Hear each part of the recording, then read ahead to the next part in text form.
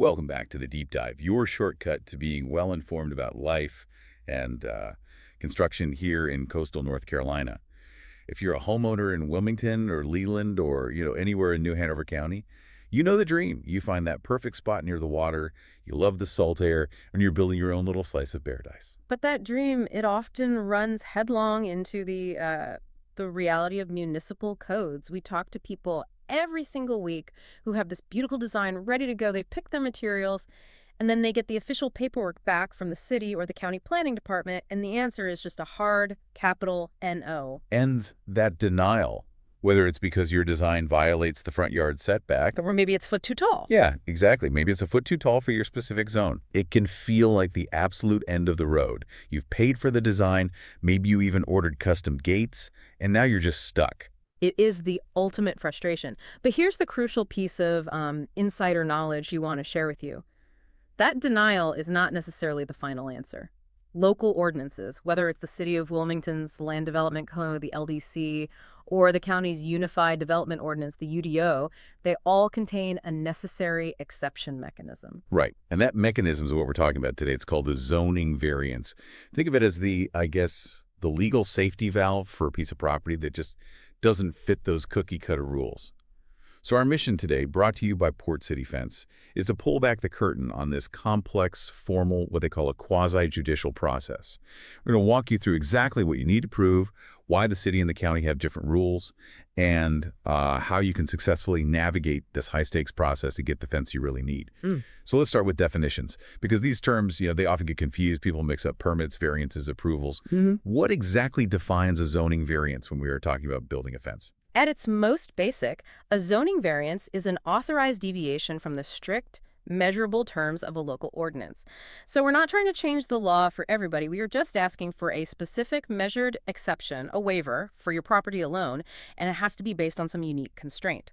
For example, if the rule says 4 feet is the maximum and you need 5, the variance is the tool to get that extra foot legally. That makes perfect sense. So the rule stays the rule, but my property gets special treatment because of something specific to its, geography or its shape? Precisely. And you mentioned the rules differ between the city and the county, and this distinction is, well, it's absolutely crucial. This is where people get tripped up, right? It truly is. This is where most homeowners stumble. So if you are in the city of Wilmington, the LDC demands proof of what they call unnecessary physical hardship. And that word, physical, is key. You must demonstrate that something about the actual dimensions or the shape or the existing topography of your lot makes building a compliant fence physically impossible or, unreasonably difficult. Hold on. So if my reason for needing a 6-foot fence is that I really just want better privacy from my neighbor, or if I argue that a compliant 4-foot fence just doesn't work for my budget, is that enough? Absolutely not. And the city LDC is very explicit about this. It throws out purely economic reasons or simple inconvenience. You can't just say, it's too expensive to build it this way, or I just prefer more privacy. Yeah. You have to point to the land itself. Maybe you have a massive, unmovable utility box located exactly where the setback requires a fence turn, or maybe the lot is triangular with a steep slope that makes the required 15-foot front setback completely unworkable. Got it. So you have to think of visible, physical flaw in the land itself. Now, how does that compare to the county's rule? If you are under the New Hanover County Unified Development Ordinance, or UDO, the language is a little bit broader. They require proof of unnecessary and no hardship due to conditions that are peculiar to the property.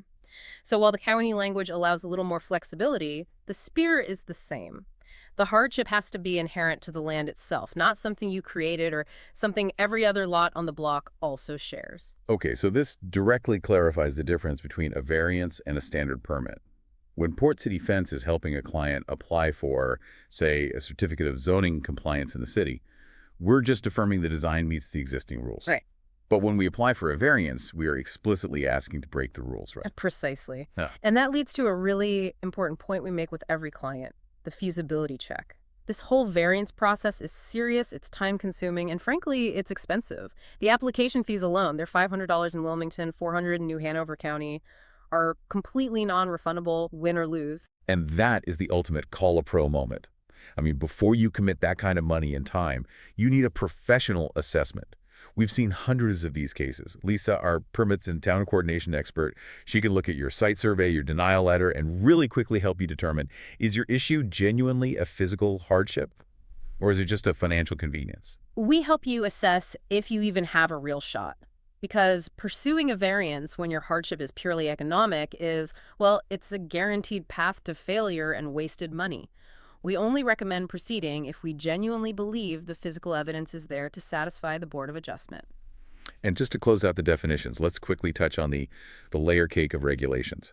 A variance is also distinct from a special use permit, which deals with how you use the land, and a certificate of appropriateness, the COA, which is required in Wilmington's historic districts. That's a key clarification. Say you're in the historic district. The Historic Preservation Commission might approve a beautiful custom fence design. That's your COA. But let's say that beautiful approved design uses a height or setback that conflicts with the general LDC. Well, that approved design now triggers the need for a variance. It's a approval on top of an approval. You have to handle them sequentially. Hmm. Okay, so now that we understand what a variance is, let's look at the triggers, the specific situations that push homeowners into this complicated process here in coastal NC. And let's zero in on that key difference, the city versus the county. If you're in the unincorporated county, you generally don't need a zoning permit for a standard fence. So the variance is mostly triggered by, safety rules and easements. But if you're in the city, they regulate almost everything, so the triggers are all over the place. They really are. And the number one trigger we see in Wilmington is fence height limits. For residential properties, the LDC is very, very clear. You're capped at 4 feet in the front yard and 8 feet in the side or rear. And the 4 feet in the front, why is that? It's about maintaining an open field and ensuring visibility for pedestrians and cars. Right. Exactly. It's an aesthetic and safety choice by the city. So if you need a 6-foot privacy fence because your front yard faces a noisy thoroughfare, that immediately triggers a variance request. Now, there is a small exception in the LDC that allows up to 6 feet near certain main roads, but only if the fence is at least 50% open above that 4-foot mark. Here's where the nuance gets really tricky. Even if you want a 6-foot fence and you meet that 50% openness rule, if you decide you want the top 2 feet to be opaque, maybe for a lattice design or solid boards for true privacy, that tiny detail, that specific request for an opaque top, sends you right back to the Board of Adjustment for a variance. Details are just everything. They truly are. The second major trigger is setback encroachments. The city requires a specific front setback. It's often 15 feet to establish separation between the house and the street. And while fences are often allowed on the property line within a setback, they can't infringe on specific required yard spaces or building envelopes.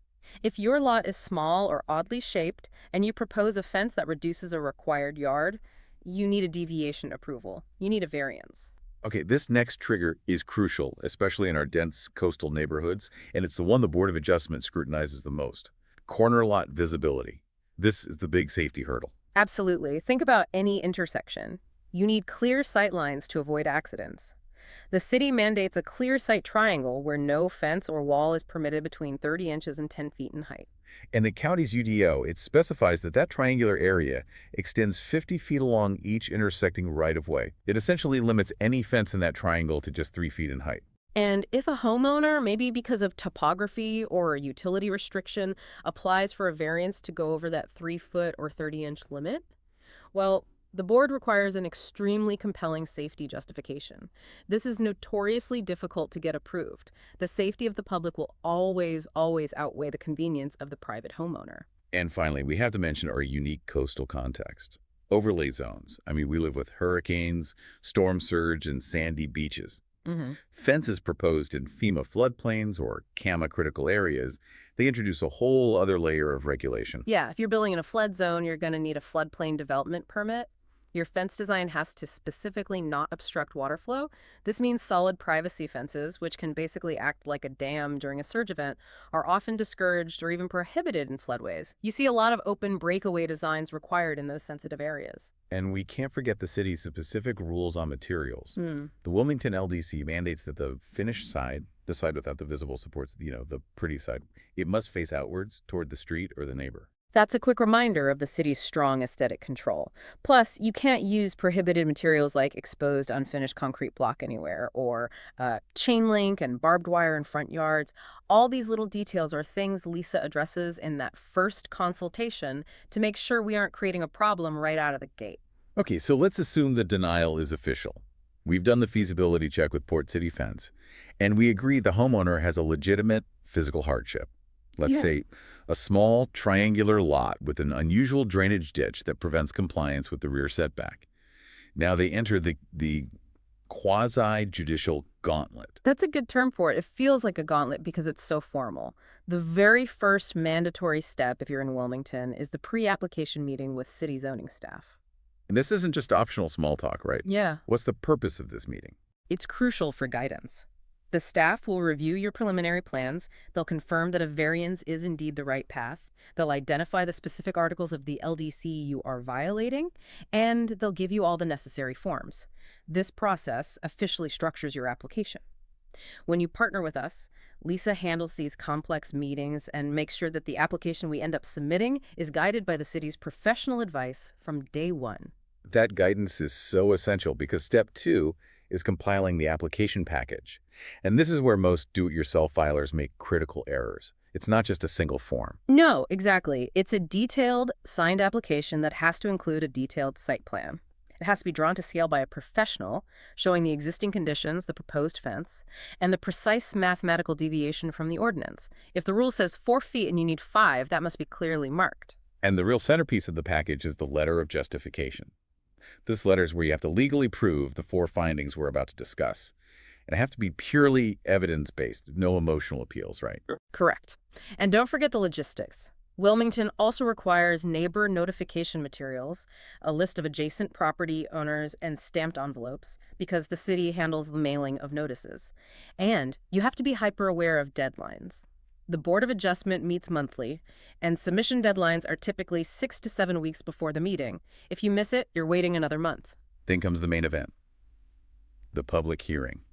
You called this a quasi-judicial hearing. Let's demystify that for a homeowner. Why is it different from just, a city council meeting? It's different because it's not a forum for public opinion or debate. It's a formal, evidence-based proceeding. The people on the board, they aren't just listening, they are acting as a court.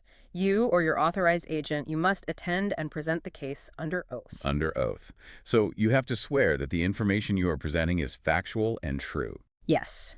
You present your evidence photos, surveyor reports, our prepared justification letter, and you answer questions from the board members. And what makes it stressful is that neighbors or interested parties who have legal standing can also offer testimony. And critically, they can cross-examine you or your representative about the evidence you've presented. It's formal, and it can be very intimidating. That sounds incredibly intense, especially for someone who just wants to build a fence. And the approval threshold is extremely high, especially in the city. It is the highest hurdle. The Wilmington Board of Adjustment requires a concurring vote of 4/5 of the members. 4 out of 5. So if the board has 5 members, you need 4 yes votes. If even one member votes no, the whole thing fails. Yeah. The new Hanover County ZBOA is a bit less stringent. It requires a simple majority, but the process and the burden of proof are still very demanding. The whole thing, post-submission, usually takes 1 to 2 months for a decision. That just brings us back to the value of representation. I mean, preparing the evidence, constructing the legal argument in that justification letter, and then standing up there under oath to navigate cross-examinations. That's the heavy lifting that Port City Fence handles. We make sure you aren't fighting that battle alone, armed with just a handful of snapshots from your phone. So when we go before the board, we aren't just making a request. We are submitting evidence to prove 4 specific legal findings. And these are rooted in state law, NCGS Section 16D 705. You have to satisfy all 4, or the variance is denied, period. Okay, let's translate these legal hurdles into plain English for the homeowner. Finding number 1 is the unnecessary hardship. This is the physical evidence requirement we talked about. You have to prove that the rule, as it's written, prevents the reasonable use of your land. Imagine that triangular lot we discussed earlier. If the standard 15-foot front setback means you can only build a fence that's 5 feet long before hitting a required side yard, we argue that the rule, in the specific case, prevents you from reasonably fencing the front of your property for security or safety. Okay, finding number 2. The hardship must be peculiar to the property. I worry about the homeowner who says, well, my neighbor got a variance for height 5 years ago, so I should get one too. That's the exact shroud. It must be unique to your specific lot. The topography, a weird easement placement, an unusual size or shape. If every single lot in your neighborhood is small and every lot is fighting the same setback, the board will say, this isn't a variance issue, this is a legislative issue. You need the city to change the rule. Hmm. You have to demonstrate why your lot is uniquely challenged. Number 3, the hardship must not be self-created. Does buying a property that already has a weird constraint count as self-created? That's a nuanced point that often gets litigated. The source material notes that merely purchasing property with existing knowledge of the constraint is not automatically considered self-created in Wilmington. What they focus on are actions taken by the owner after the purchase, like maybe you added a driveway extension or built a shed that now pushes the fence further into the required setback. If you created the conflict, the variance will fail. And the final, critical hurdle. The variance must uphold consistency and justice. This finding just ensures that your exception doesn't destroy the intent of the whole ordinance. It must secure public safety, and most importantly, it has to be the minimum deviation necessary. If your proposed fence is 6 feet high, but the evidence shows that 5 feet and 3 inches would solve the problem, the board will only approve 5 feet 3 inches. We must always ask for the smallest possible deviation that fixes the hardship. So, armed with those 4 findings, what are the actionable tips to strengthen the case? First, you have to focus relentlessly on physical evidence. Use high-quality photos, drone shots if you need to, and surveyor reports to prove why the standard fence is impossible. Highlight the steep slope or the unmovable utility feature. The board acts on evidence, not opinions. Second, we always advise proactive neighbor engagement. Talk to your adjacent property owners before the hearing, explaining your situation, addressing their concerns. It mitigates opposition. If you can show the board letters of support from all your direct neighbors, that goes a long way toward demonstrating consistency and, neighborhood justice. And if your variance request involves a corner lot, you absolutely must nail the safety justification. Don't just claim your fence is safe. Provide sightline diagrams from a surveyor or a civil engineer showing the fence does not impede visibility for drivers. Safety is always, always paramount. And here is a final crucial reminder for everyone. Variance approval is not a building permit. You still need that certificate of zoning compliance in Wilmington or potentially a new Hanover County building permit. And failure to adhere to any conditions set by the board, say they approved a 50% open fence but you built a solid board fence, that will invalidate the entire decision and you could be forced to tear down. This whole discussion, it just underscores the high complexity of navigating municipal codes and this quasi-judicial environment here in coastal North Carolina. It's why you need experts guiding you through it. And this is our reality check. Regulations here can change faster than the tide. While we are committed to providing the best current knowledge through the Port City Fence Knowledge Series, you should always check the official resources links found on the portcityfenceofwilmington.com page for the final word directly from the town or county staff. The variance process is complex, it's time-consuming, and it's unforgiving of mistakes in documentation or presentation. Our goal is to make sure that confusing municipal codes or the formal structure of a hearing don't stand between you and the fence design you need for your unique property constraints. We are Port City Fence, family-owned, focused on quality, reliability, and integrity. We're here to navigate this detailed legal landscape for you, from that very first consultation right through the Board of Adjustment hearing. I think the biggest takeaway is this. When a zoning variance gets approved, it's not because the board liked your fence design. It's because you successfully proved, with hard evidence, that the rule made your specific land unworkable. That distinction is everything. Ready to start the conversation about your next fence project? Or maybe need help determining if your denied permit can be resurrected through a variance? Call us at 910-232-5453, email portcityfence@hotmail.com, or visit portcityfenceofwilmington.com to schedule your free estimate today. That's 910-232-5453. Thanks for tuning in to The Deep Dive.